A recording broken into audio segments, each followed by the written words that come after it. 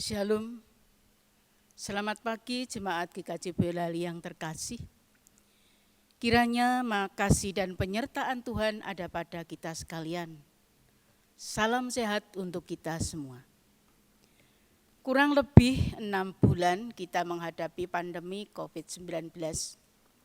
Semoga keadaan yang berlarut-larut ini tidak mengurangi sukacita kita di dalam beraktivitas, bekerja, bersekolah, dan berpelayanan.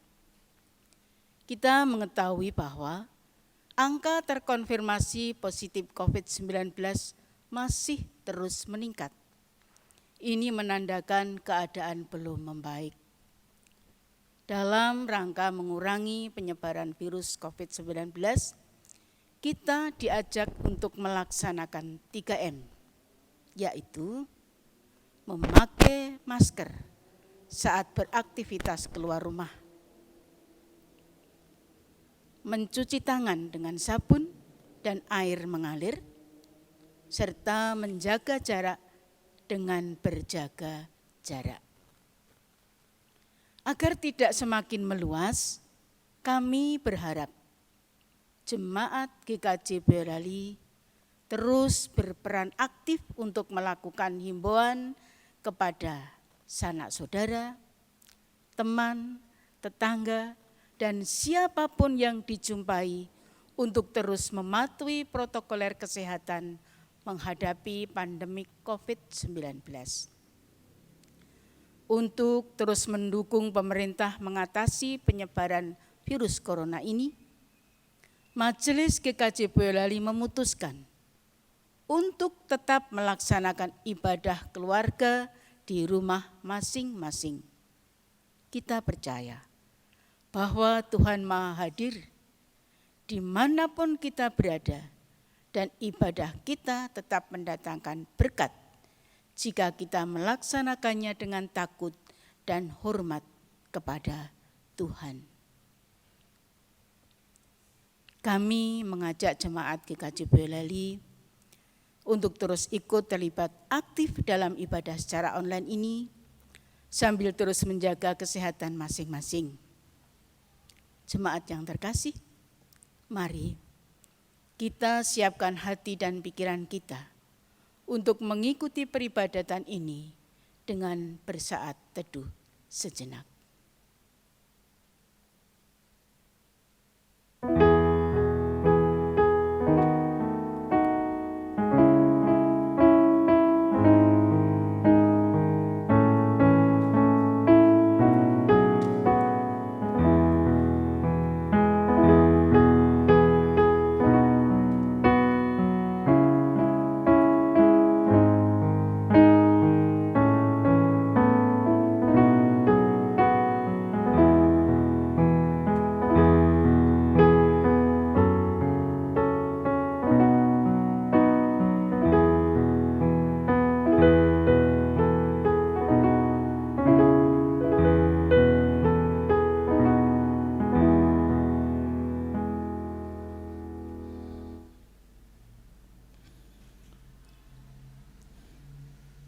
Jemaat kami undang untuk bangkit berdiri. Ibadah minggu ini kita khususkan dengan pengakuan bahwa Tuhan yang menciptakan langit dan bumi adalah sumber pertolongan kami. Kasih karunia dan damai sejahtera dari Allah Bapa kita dan Tuhan Yesus Kristus ada pada kita sekalian. Amin.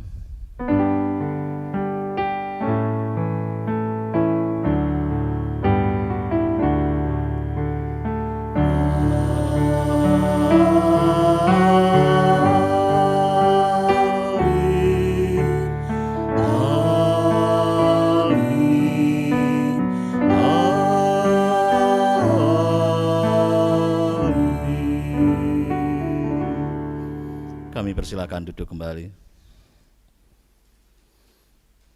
Marilah Bapak, Ibu, dan saudara-saudari yang terkasih di dalam Tuhan Yesus Kristus, terlebih dahulu kita akan memuji Tuhan melalui Kidung Jemaat nomor yang ke-60, Bait yang pertama, hai makhluk alam semesta.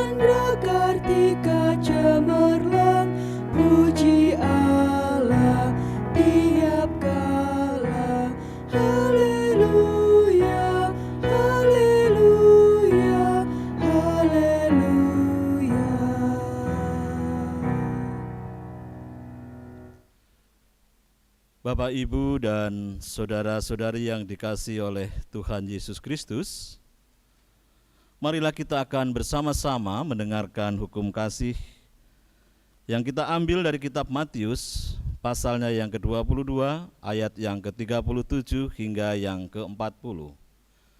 Demikian firman Tuhan. Jawab Yesus kepadanya, kasihilah Tuhan Allahmu dengan segenap hatimu, dan dengan segenap jiwamu, dan dengan segenap akal budimu. Itulah hukum yang terutama dan yang pertama. Dan hukum yang kedua yang sama dengan itu ialah, kasihilah sesamamu manusia seperti dirimu sendiri. Pada kedua hukum inilah tergantung seluruh hukum Taurat dan kitab para nabi. Bapak, Ibu, dan saudara-saudari yang terkasih dalam Tuhan Yesus Kristus, marilah dengan kerendahan hati saya mengajak kita semuanya untuk tunduk pada kedua hukum ini. Kita mengetahui begitu sulit kita mencapainya, tapi marilah kita akan bersama-sama untuk bisa mentaati, kita hidup di dalam kasih Allah, mengasihi Allah sekaligus juga mengasihi sesama manusia. Tapi tentu pada saat ini kita juga dengan kerendahan hati mengakui banyak sekali justru apa yang kita lakukan bertentangan dengan hal tersebut. Oleh karena itu pada saat ini Bapak Ibu, marilah kita akan menyesali segala dosa-dosa kita, menyesali segala kelemahan kita. Kita akan kidungkan sebagai kidung penyesalan kita, diambil dari Kidung Jemaat nomor 23, baitnya yang kedua, ya Allah Bapa.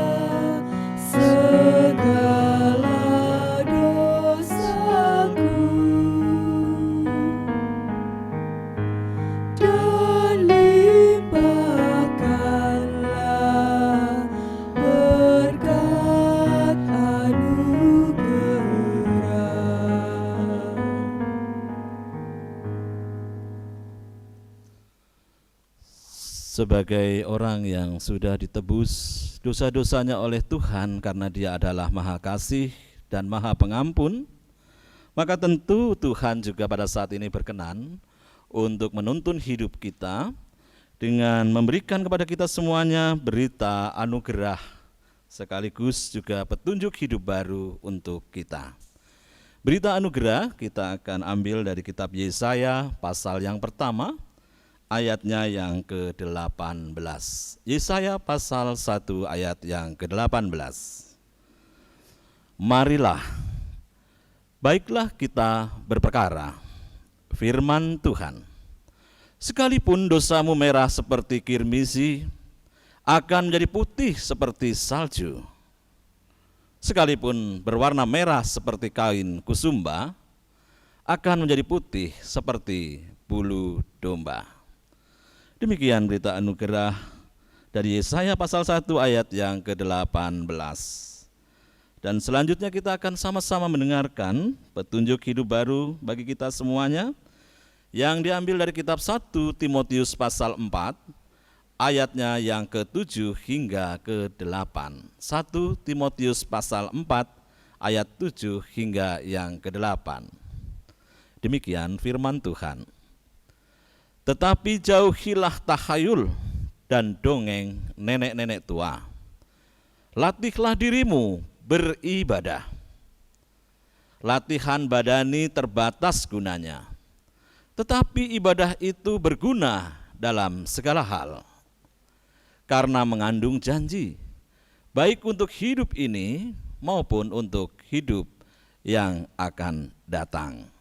Demikian berita anugerah bagi kita yang diambil dari kitab 1 Timotius pasal 4 ayat 7 sampai yang ke-8. Dan marilah kita akan sama-sama mengamini berita anugerah dan petunjuk hidup baru tersebut dengan kesanggupan baru kita di dalam kehidupan yang baru ini. Kita akan nyanyikan nyanyian kesanggupan dari Kidung Jemaat nomor 369A, baitnya yang pertama. Ya Yesus, ku berjanji.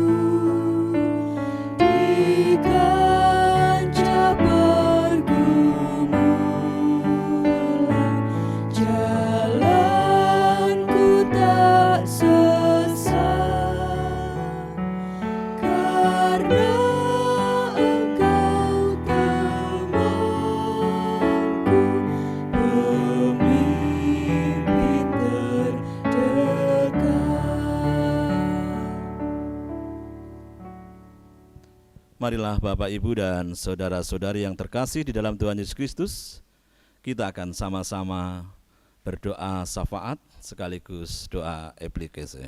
Mari kita berdoa. Bapa sumber kehidupan, Bapa sumber kasih karunia di dalam kehidupan kami. Kami bersyukur dan berterima kasih ya Bapa atas kemurahan Tuhan di dalam kehidupan kami hingga pada saat ini. Tuhan perkenankan kami untuk boleh beribadah, melakukan kehendak Bapa. Ini semua oleh karena kemurahan Tuhan. Oleh karena itu Bapa, kami boleh berterima kasih dan bersyukur untuk itu. Bapa, pada saat ini perkenankan juga kami senantiasa berdoa bersyafaat. Kami ingin berdoa untuk Bapak Pendeta dan majelis sekemajelisan GKJ Boyolali, para pelayan-pelayan Tuhan, baik di komisi, di tim. Kami berdoa untuk mereka ya Bapa, agar senantiasa Bapa memberikan kekuatan, semangat yang berlebih, sehingga di dalam pelayanan, di tengah-tengah situasi yang pada saat ini mungkin sulit bagi kami, tapi Tuhan senantiasa memberi kekuatan dan keberanian untuk senantiasa melayani Tuhan. Oleh karena itu Bapa, berkati kehidupan pribadi dan keluarganya. Tuhan senantiasa memberikan kesehatan dan juga keselamatan. Bapak, pada saat ini kami juga menyerahkan jemaat Tuhan di dalam pergumulan-pergumulan khusus mereka. Mungkin di antara mereka ya Bapak ada yang sakit. Tuhan berkenan untuk menjamah dan menahirkan sehingga mereka memperoleh pemulihan, mereka memperoleh kesembuhan oleh karena kuasa yang luar biasa dari Tuhan. Kami percaya kuasa Tuhan melebihi daripada kuasa sakit penyakit tersebut. Oleh karena itu ya Bapa, hadirlah di tengah-tengah mereka, jamah dan sembuhkan. Bapa, kami berdoa juga untuk orang tua kami, para adiuswo, orang tua lansia. Kami berdoa untuk kesehatan mereka. Mereka senantiasa mengandalkan Tuhan di dalam segala sesuatunya. Tuhan berikan energi, kekuatan, sukacita di masa-masa usia lanjutnya. Kami percaya Tuhan memelihara mereka, memberikan damai sejahtera, memberikan sukacita di tengah-tengah keluarga yang mendampinginya. Terima kasih ya Bapa. Kami juga senantiasa berdoa untuk jemaat Tuhan dimanapun mereka saat ini berada. Di pepantan-pepantan kami menyerahkan pergumulan mereka. Kami percaya Tuhan juga senantiasa memimpin kehidupan mereka. Bahkan Tuhan memelihara rohani mereka, sehingga mereka tetap dalam kondisi taat, setia di dalam melakukan kehendak Bapa. Bapa, pada saat ini kami juga senantiasa berdoa bagi bangsa dan negara kami. Kami berdoa untuk bangsa kami yang pada saat ini juga masih dalam kondisi pandemi COVID-19. Kami percaya pemerintah dan semua jajarannya telah mengupayakan segala sesuatunya untuk kebaikan, untuk kelangsungan hidup kami sebagai masyarakat. Oleh karena itu ya Bapa, berkati usaha kami satu persatu. Biarlah kami saling bahu-membahu untuk saling menopang, untuk saling mendukung di dalam memperlambat bahkan menghilangkan penyebaran COVID-19 ini. Sehingga pada akhirnya bangsa kami terbebas Bapa dari pandemi COVID-19 ini. Dan kami boleh memperoleh kehidupan normal yang baru. Dan kami senantiasa diberkati sehingga bangsa ini akan terus berjalan dan menemukan damai sejahtera dari Tuhan. Terima kasih Bapa, kami menyerahkan seluruh tenaga medis yang terlibat membantu dalam pengobatan bagi mereka yang terpapar COVID-19. Tuhan berkati, berikan kekuatan. Secara khusus bagi pasien COVID-19 juga Tuhan jamah. Tuhan berikan kekuatan sehingga di dalam proses isolasi, penyembuhan dan semuanya itu Bapa, berkat Tuhan senantiasa mereka rasakan, pemulihan dan kesembuhan senantiasa ada pada mereka. Terima kasih ya Bapa. Pada akhirnya kami juga menyerahkan seluruh kehidupan kami, masa depan kami di dalam belas kasih dan pertolongan Tuhan. Kami percaya yang terbaik yang Tuhan akan berikan kepada kami. Dan sebentar Bapa, pada saat ini Tuhan juga perkenankan kepada kami semua untuk mendengarkan firman Tuhan. Oleh karena itu ya Bapa, siapkan hati, roh dan pikiran kami, sehingga kami juga boleh menerima firman Tuhan dengan sepenuh hati kami, dan kami diboleh mengertikan apa yang menjadi kehendak Tuhan di dalam kehidupan kami. Terima kasih ya Bapa, berfirmanlah, karena hamba-Mu siap mendengar. Di dalam nama Tuhan Yesus Kristus, sumber kekuatan dan kehidupan kami naikkan ucap syukur dan permohonan ini. Haleluya. Amin. Bapak, Ibu, dan saudara-saudari yang terkasih di dalam Tuhan Yesus Kristus, marilah pada saat ini kita akan mendengarkan firman Tuhan, dan firman Tuhan sesuai dengan leksionari minggu ini diambil dari kitab Injil Matius pasal yang ke-21 ayatnya yang ke-23 hingga yang ke-32. Dan saya akan bacakan pada ayat yang ke-28 hingga yang ke-32. Perumpamaan tentang dua orang anak. Tetapi apakah pendapatmu tentang anak ini? Seorang mempunyai dua anak laki-laki. Ia pergi kepada anak yang sulung dan berkata, "Anakku, pergi dan bekerjalah hari ini dalam kebun anggur." Jawab anak itu, "Baik, Bapak," tetapi ia tidak pergi. Lalu orang itu pergi kepada anak yang kedua dan berkata demikian juga. Dan anak itu menjawab, "Aku tidak mau." Tetapi kemudian ia menyesal. Lalu ia pergi juga.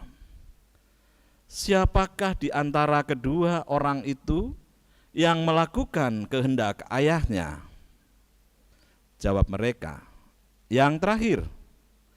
Kata Yesus kepada mereka, "Aku berkata kepadamu, sesungguhnya pemungut-pemungut cukai dan perempuan-perempuan sundal akan mendahului kamu masuk ke dalam kerajaan Allah. Sebab Yohanes datang untuk menunjukkan jalan kebenaran kepadamu, dan kamu tidak percaya kepadanya. Tetapi pemungut-pemungut cukai dan perempuan-perempuan sundal percaya kepadanya.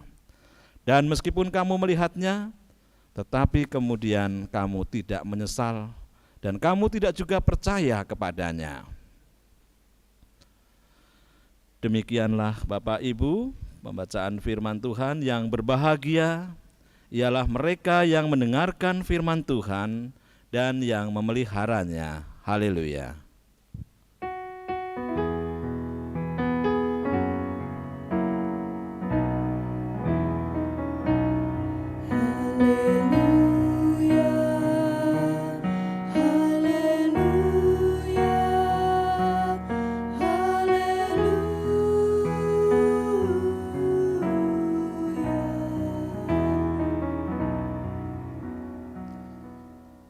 Bapak, Ibu, dan saudara-saudari yang dikasihi oleh Tuhan Yesus Kristus, tema khotbah pada saat ini ialah setia melakukan kehendak Bapa melalui ibadah.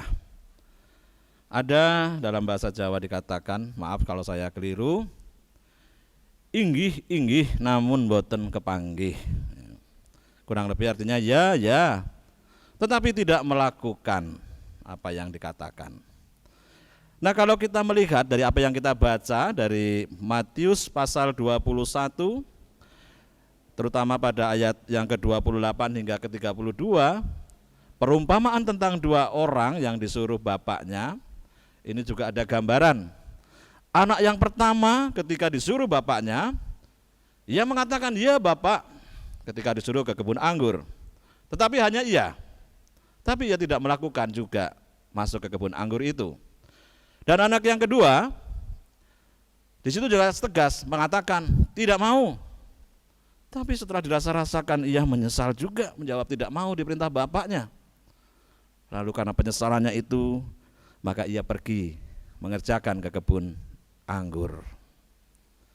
Nah, ini dikatakan perumpamaan itu untuk menggambarkan sebetulnya bagaimana saat itu kehidupan para imam dan tua-tua bagaikan anak yang pertama. Ia sebetulnya mengerti kehendak Bapa. Ia mengerti apa yang diinginkan oleh bapaknya. Ia menyuruh untuk pergi ke kebun anggur. Ia hafal seluruh hukum Taurat. Tapi sebetulnya ia hanya tahu, hanya iya.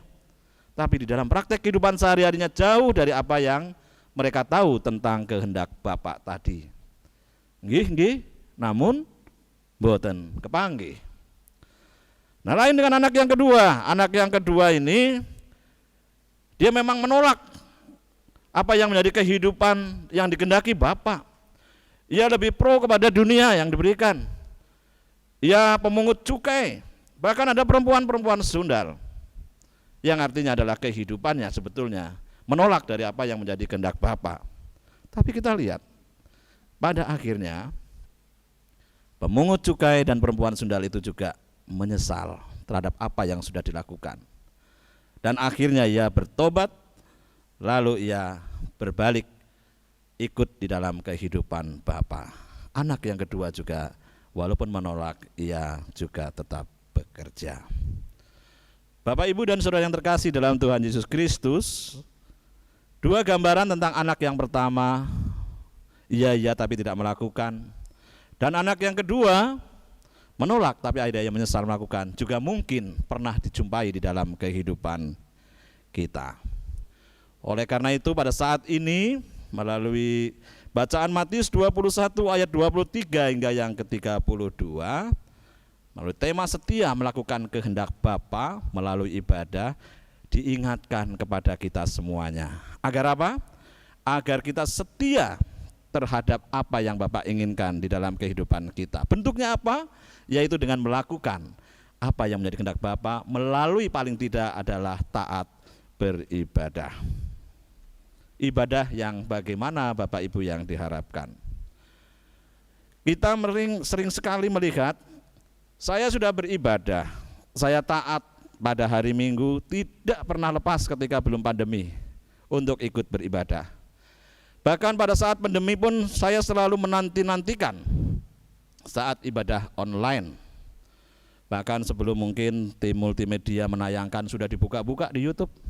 Sudah keluar belum ini persiapan untuk ibadah dan sebagainya. Artinya taat sekali di dalam kita menanti-nantikan tentang ibadah itu setiap hari minggunya.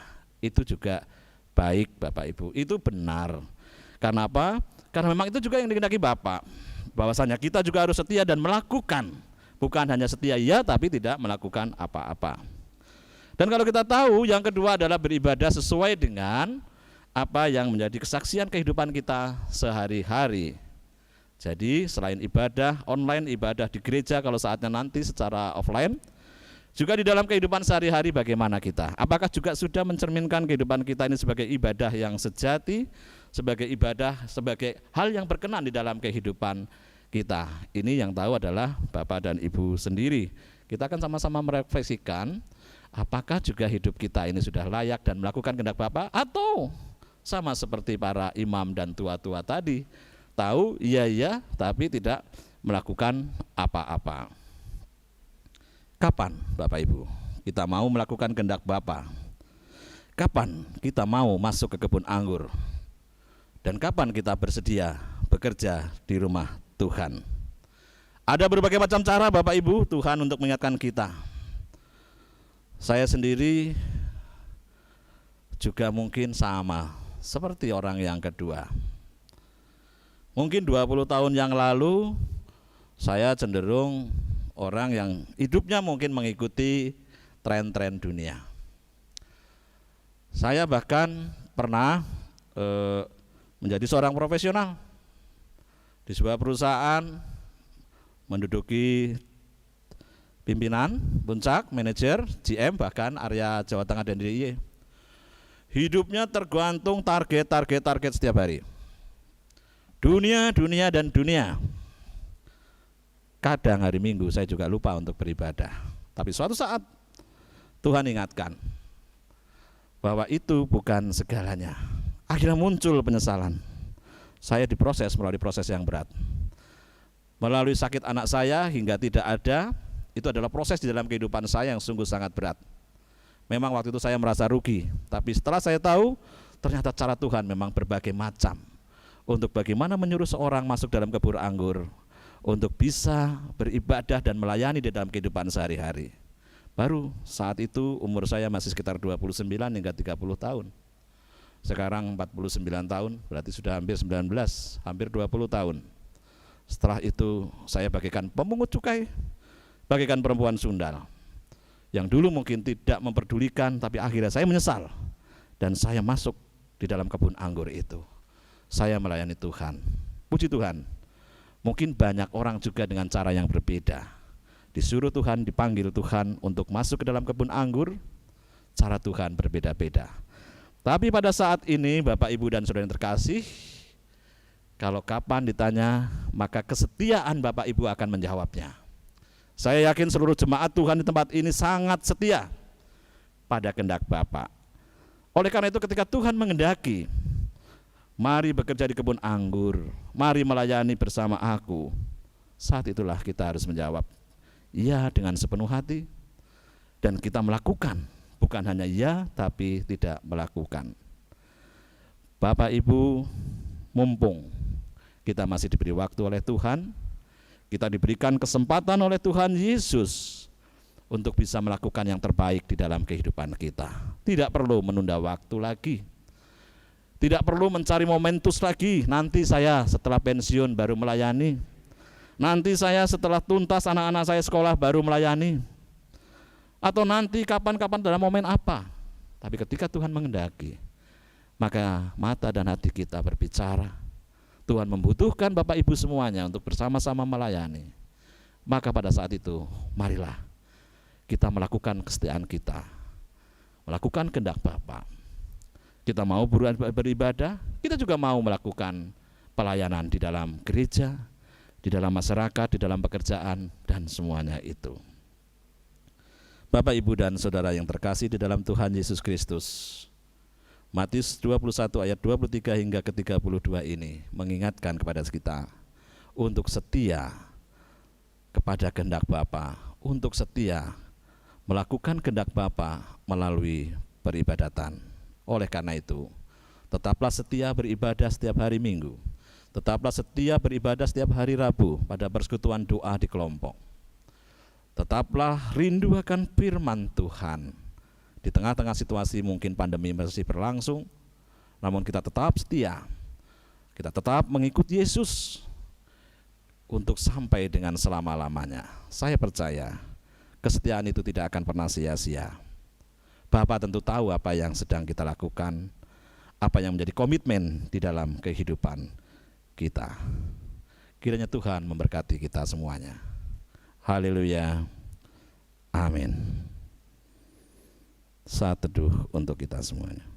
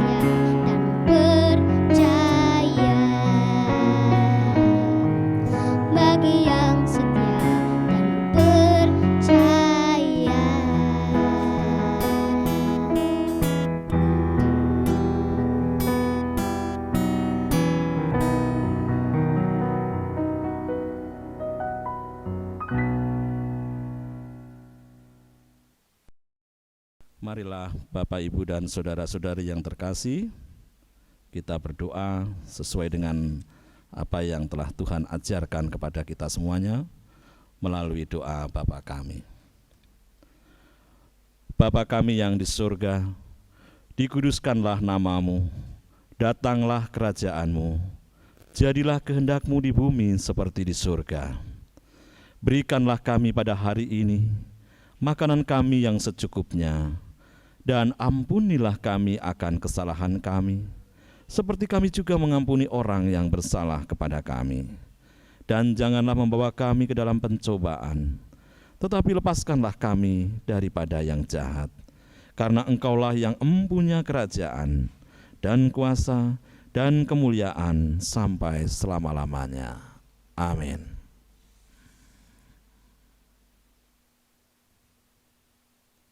Bapak Ibu yang dikasihi Tuhan, marilah kita membawa persembahan kepada Tuhan.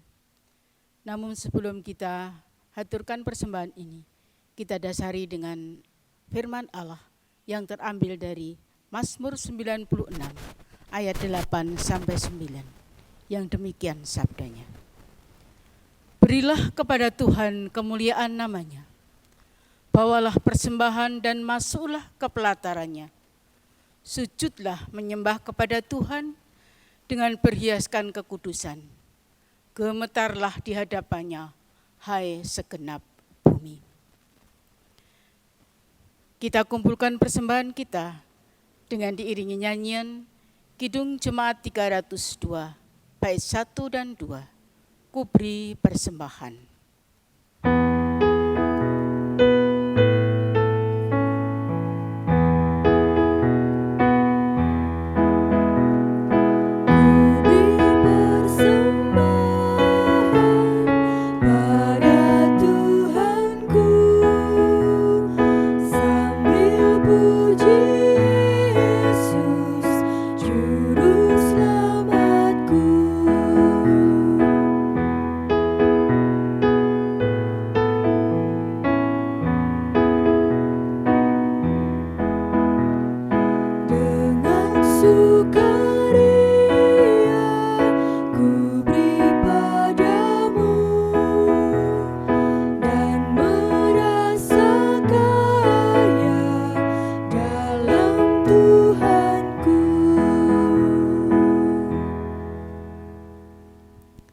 Marilah persembahan ini kita aturkan di dalam doa. Jemaat dimohon bangkit berdiri. Mari kita berdoa. Ya Allah, Bapa yang Maha Kudus, kembali kami menghadap kehadirat-Mu ya Tuhan, mengaturkan syukur kepadamu atas segala berkat yang selalu tercurah di sepanjang kehidupan kami. Dan saat ini Bapa, kami datang kepadamu dengan membawa persembahan yang kami ambil dari sebagian berkat yang kamu cerahkan ke dalam kehidupan kami. Ya Allah, terimalah, sucikanlah, dan kuduskanlah persembahan ini. Kiranya Bapa juga memberikan hikmat dan akal budi kepada saudara kami yang mengelola persembahan ini. Dan Bapa, persembahan ini kami haturkan hanya untuk kemuliaan nama-Mu saja. Apabila di dalam kami mengaturkan persembahan, ada dosa yang terselip, kami mohon pengampunan yang dari Engkau. Di dalam nama Tuhan Yesus kami berdoa. Amin. Jemaat yang dikasihi Tuhan, marilah kita menyanyikan kidung pengutusan yang terambil dari Kidung Jemaat 410. Kita pujikan bait yang pertama. Tenanglah kini hatiku.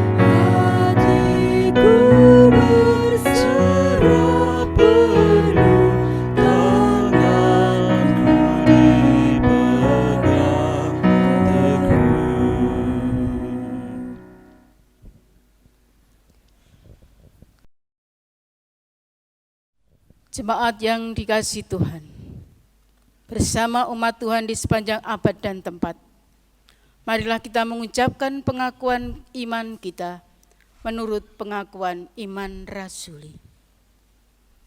Aku percaya kepada Allah Bapa yang Maha Kuasa, Khalik langit dan bumi, dan kepada Yesus Kristus anaknya yang tunggal Tuhan kita, yang dikandung daripada Roh Kudus, lahir dari anak darah Maria, yang menderita di bawah pemerintahan Pontius Pilatus, disalibkan, mati dan dikuburkan turun ke dalam kerajaan maut. pada hari yang ketiga bangkit pula dari antara orang mati, naik ke surga, duduk di sebelah kanan Allah Bapa yang Maha Kuasa, dan akan datang dari sana untuk menghakimi orang yang hidup dan yang mati. Aku percaya kepada Roh Kudus, gereja yang kudus dan am, persekutuan orang kudus, pengampunan dosa, kebangkitan daging, dan hidup yang kekal. Amin. Amin. Bapak, Ibu, dan saudara-saudari yang dikasihi oleh Tuhan Yesus Kristus, undurlah dari kebaktian ini dan tetap mengingat bahwa kita diutus untuk senantiasa menjadi saksi Kristus. Oleh karenanya, pulanglah dan terimalah berkat dari Tuhan. Kasih karunia dari Tuhan Yesus Kristus dan kasih Allah serta persekutuannya dengan Roh Kudus menyertai kita sekalian. Amin.